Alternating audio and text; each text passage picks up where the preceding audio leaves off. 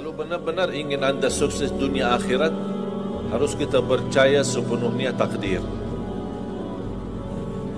Kuncinya di situ. Percaya sepenuhnya takdir. Takdir itu menjadi salah satu rukun iman. Tapi banyak di antara kita yang belum percaya sepenuhnya soal takdir.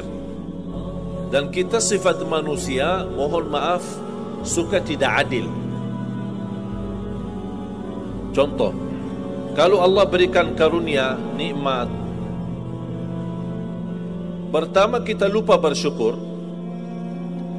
Yang kedua, kita tidak pernah berkata sama Allah, ya Allah, kenapa aku dapat nikmat ini? Tapi sebaliknya, kalau kita diuji oleh Allah, kita kurang sabar dan kita bertanya sama Allah, ya Allah, kenapa saya diuji? Faham tak? Kalau kita dapat nikmat, ada enggak orang-orang yang lulus misal ujian, dia berkata, ya Allah, kenapa saya lulus ujian?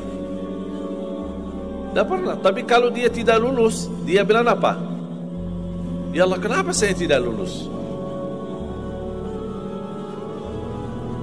Ketika ditimpa musibah, dia selalu merasa nyesal atau merasa sakit hati, tersinggung. Berkata sama Allah, kenapa saya diuji? Padahal saya orang baik. Saya jaga salat, saya berusaha mendekat sama Allah, tapi saya merasa bertambah berat ujiannya. Tapi sebaliknya, ketika diberikan nikmat, dia tidak pernah menyebutkan, ya Allah, kenapa saya mendapatkan nikmat ini? Kayaknya si fulan lebih fantas mendapatkan nikmat. Itu tanda manusia tidak adil, tidak bersikap adil. Makanya subhanallah, semakin anda mantap imannya terhadap takdir, semakin hidupmu jadi nikmat. Saya kasih contoh. Tidak ada persoalan masalah takdir baik. Itu bukan masalah bagi kita. Justru kita bertambah senang kalau kita mendapatkan takdir yang baik. Tapi yang menjadi persoalan bermasalah bagi kita adalah takdir buruk. Ketika ditimpa musibah, ketika ada ujian, ada sakit, kesulitan, penghasilan yang tidak mencukupi, dan banyak masalah keluarga, masalah rezeki, masalah sama majikan, masalah di kerjaan, itu yang membuat banyak beban fikiran. Tapi kita harus tahu, sebenarnya walaupun takdir itu ada baik, ada buruk, kenyataannya buruk, nampaknya buruk, tapi hakikatnya baik. Hakikatnya baik. Tapi kapan kita bisa tahu takdir yang buruk ini bisa menjadi baik bagi kita? Belum tentu sesaat terjadi ujian itu.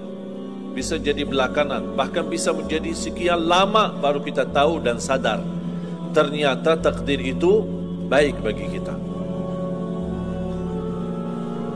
Sebenarnya kalau kita tahu rahasia takdir, apapun yang akan terjadi, kita tidak ada kekhawatiran. Karena kita tahu sesudah ujian ini pasti ada sesuatu kebaikan. Dan yakini Bapak Ibu, Allah subhanahu wa ta'ala maha baik.